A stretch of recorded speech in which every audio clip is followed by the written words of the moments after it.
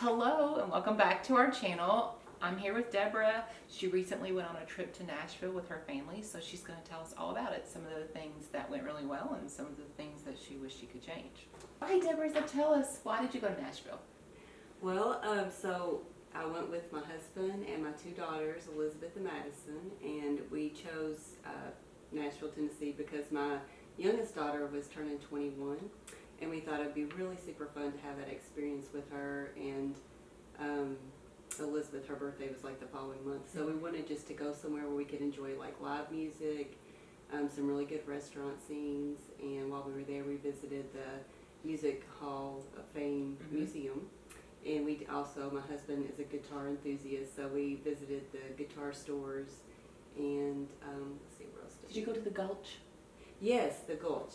So that was like a really fun, trendy little area, super cute, lots of trendy stores, restaurants, shopping, dining experiences, plus some live entertainment, so that was super fun. Great. Okay, so I know that you obviously have food issues, sensitivities and allergies, and I also know your girls do too, so why don't you share that with us? Yeah, so we had a lot of allergies actually combined. It was quite interesting to order at all the restaurants because at that particular time, I think Elizabeth had like a lot of interesting, so it was like dairy and beef and soy. She was trying to avoid soy, so that really was kind of constricting on her. So she was pretty much trying to eat vegan while we were there. And then Madison has an interesting allergy, so it's tree nuts, gluten, but also celery. And celery is like one of those things that's super scary for her because it affects her breathing and airway. Oh. But then it's also in a lot of foods, and it's like a sneaky ingredient. Like celery powder and celery seasoning is in a lot of broths and different things, so we had to be super careful with that. And then I was trying to avoid just gluten and tree nuts. You know, with the celery powder, that's scary because I kind of feel like that's one of those ingredients that the manufacturer wouldn't necessarily put on the Yes, like a ingredient label. natural or yes, could get labeled. So it was like super. We had to be really careful. So what do you do for that since it causes her breathing issues? Do you carry the EpiPens? I know you said you carried two EpiPens all the time, but yeah, she had two, and I had two extra with me. And then she's really she has read and learned so much about the celery. So she's always careful about seasonings because that's where they are. But then also, like, if you think about a lot of like more natural processes, instead of using nitrates, they use celery. Oh. So like in bacon, so she avoids, when we go on trips, she avoids bacon. She also avoids things with like chicken. She always asks, is the chicken, how's it marinated? Because she's thinking broth. She's thinking those kinds of things to look out for. So she really sticks more to steak and beef.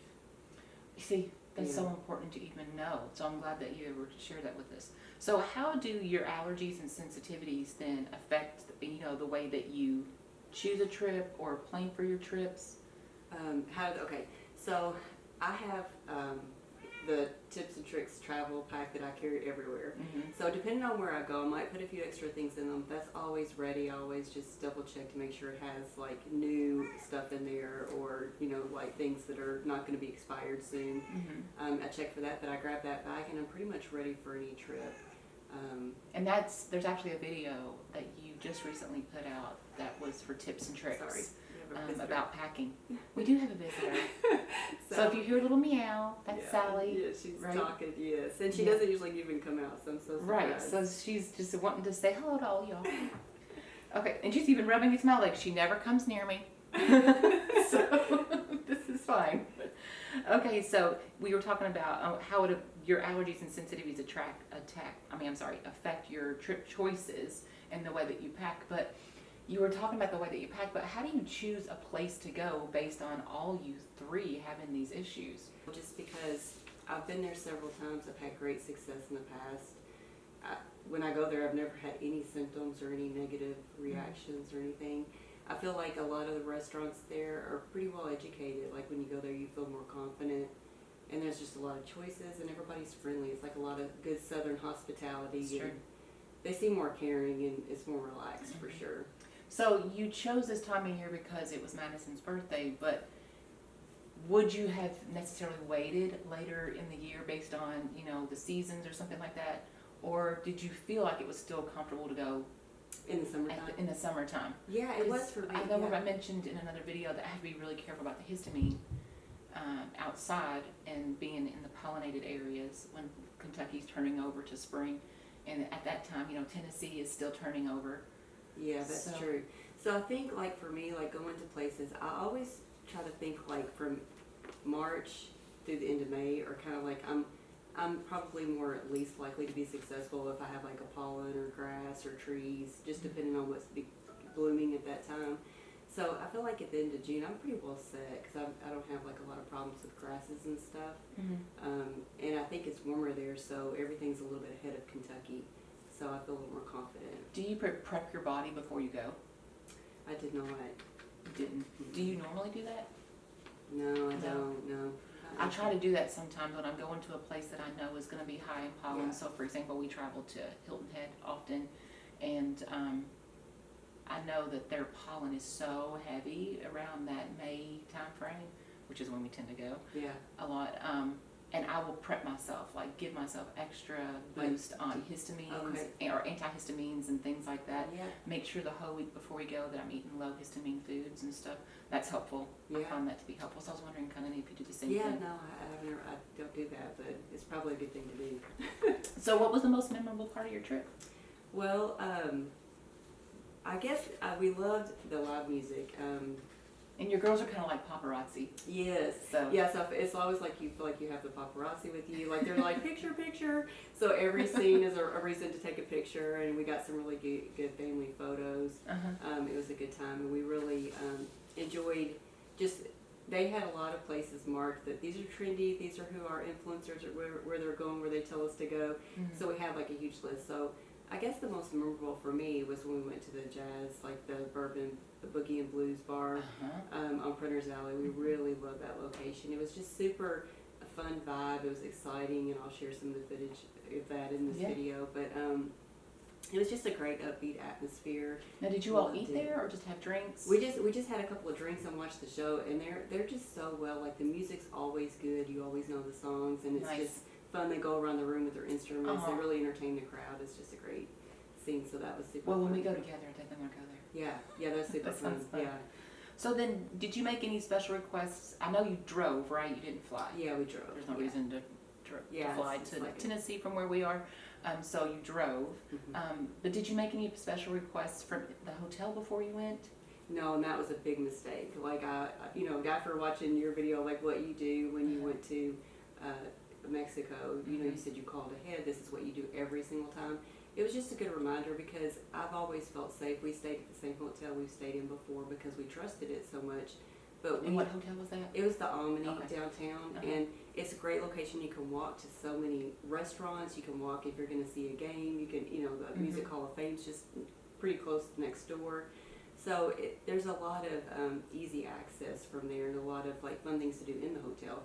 So it's really nice to stay there, but this particular time, we all actually had reactions to the room. What was it? So when you first walked in, the fragrances were really strong. We've never smelled that before. They were so strong it almost gave you a headache. Was it like clean fragrance, or was it like room deodorizers? It felt like deodorizers. Really? Yes, it really did. And we've never ever had that before. It always just had like a great clean experience. But then this time it was like you noticed the fragrance right off the bat.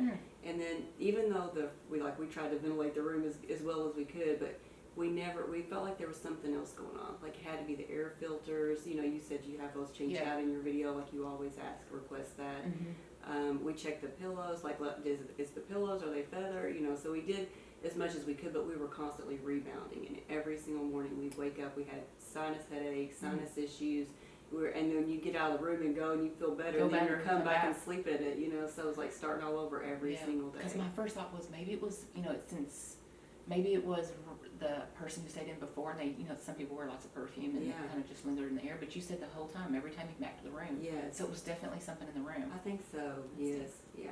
So with restaurants, did you call ahead or make any special requests? I mean, obviously when you got there, you had to make special requests. But how did you prepare yourself to go to these restaurants? And then how did you choose which ones that you went to? We kind of went to we kind of repeated. So there's a restaurant called Sambuca in the Gulch area, and they have live entertainment. They usually have an artist that you can see while you're there, and sometimes they'll have multiple ones. And it's different types of music. So you'll get every time you go, you get a different experience. It's not like the same person. And then their food is really, really good, and they're super friendly about, like, you feel like they look after you. You know, you don't mind to tell them, like, these are all of our allergies, sorry, like, we have to go through our list. But they're very accommodating. We felt like they really cared for us, and we were seen and heard. And they would even come back to the table and, like, repeat, like, before, when they delivered our food.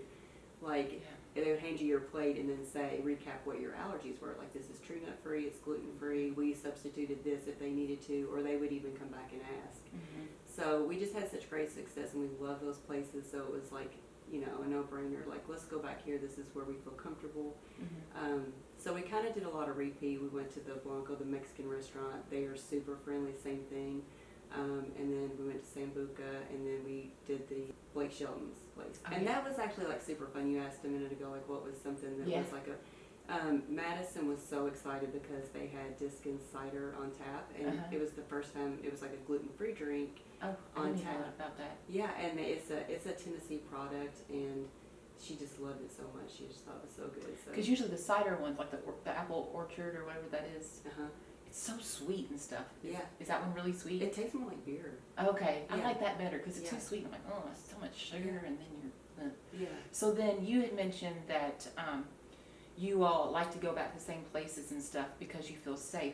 Don't you feel like when they come to the table and before you're able to really say anything, like right when you get ready to order your meal, the first thing the waiter says is like, all right, are there any allergies that I need to be aware of? Doesn't that disarm you? Yes, because it does me. It's like they're recognizing that it's I like have a job already. here. Yes, they know it's a part of their responsibility, and they want to make sure that you eat and you feel safe and you're comfortable. And then just the fact that they're even asking makes me feel like they have knowledge about it. Yes. So it always disarms me a little bit. But I still need to be on guard. It's just the oh, they know kind of situation. Yes. So what would you do again with this trip?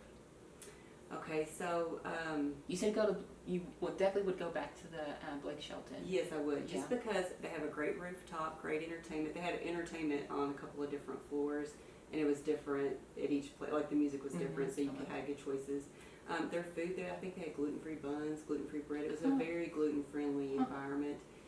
Plus, it was just really cute and trendy. It was like a really. You also mentioned to me once we were talking, we were like, you've got to go to this Frothy Monkey place. Yes. Okay, so Froth, over all the places, and this was just a brunch breakfast place. It was a trendy little spot that we must do. You know, we felt like this is a must do thing that we all said we had to do before we left Nashville. And every time we go back now, we go back there because it was such a great experience. They were very allergy friendly on all of their food. The person that took our order was very sensitive about our allergy needs. All of us, he wanted to make sure we all had a great experience.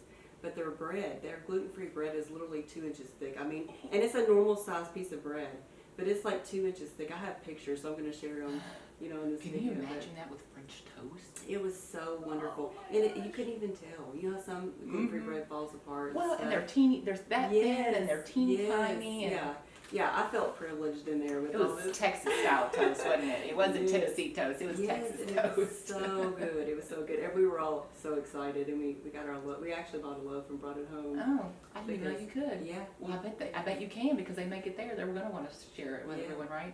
So you were talking about the IQ Air. If I had had the IQ Air the first time, I wouldn't have had the same experience.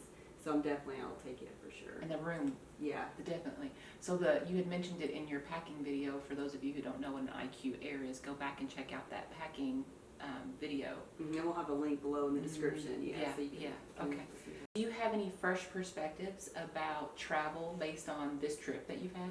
Yes, yeah. So I think where I fell was I didn't let my guard down. I've been to Nashville several times. I've always had great success. And I just got really relaxed and didn't call ahead. So in the future, I'm just going to make it part of my trip list is that, call the hotel, make them aware of my allergies and what my needs are. Make sure the room is going to be a good fit for me. Take my IQ Air. Now that I have that, I feel like that's an extra measure for protection. Right. And then just don't let my guard down when I go to a restaurant. Do my due diligence. Just keep those so that I can be more successful and not have. It's tough that we just can't relax. Yes, yeah.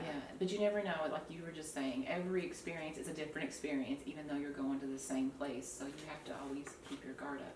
So we really only have one negative food experience while we were there, and I feel like going back, we should maybe even give that another try.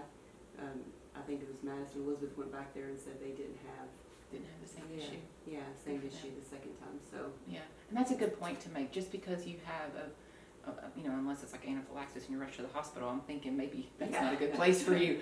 But if you just have a little blumper, you know, while you're having a meal or something like that, it teaches you to ask that question next time. Yeah. It's unfortunate, but it's true, and not to totally give up on the restaurant or the hotel. Yeah. But to learn to make requests, you know, be your own advocate. Sort of thing. Because we had a whole different perception. We went to it was actually at Milk and Honey down in the Gulch area. We went to the coffee counter, and they were just like closed off at the whole allergy even conversation. Like, if you don't want, you know, because they have almond milk. Well, if you don't want cross-contamination, don't order coffee here.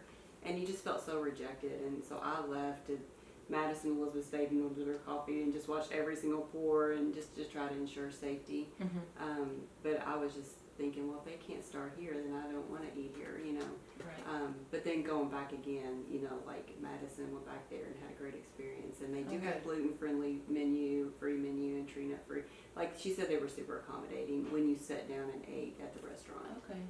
So So that's good to know. Yeah. So at the counter, they're a little, well, they're probably really busy too. Yeah. So at the counter, ordering on a quick to-go sort of situation, it's better to have a seat and give somebody time to take care of you. Yes, That's- like that's a somebody. thought. Yes, That's you're good. getting the full service versus we were just getting this person who was too busy to deal with us. Right. You know.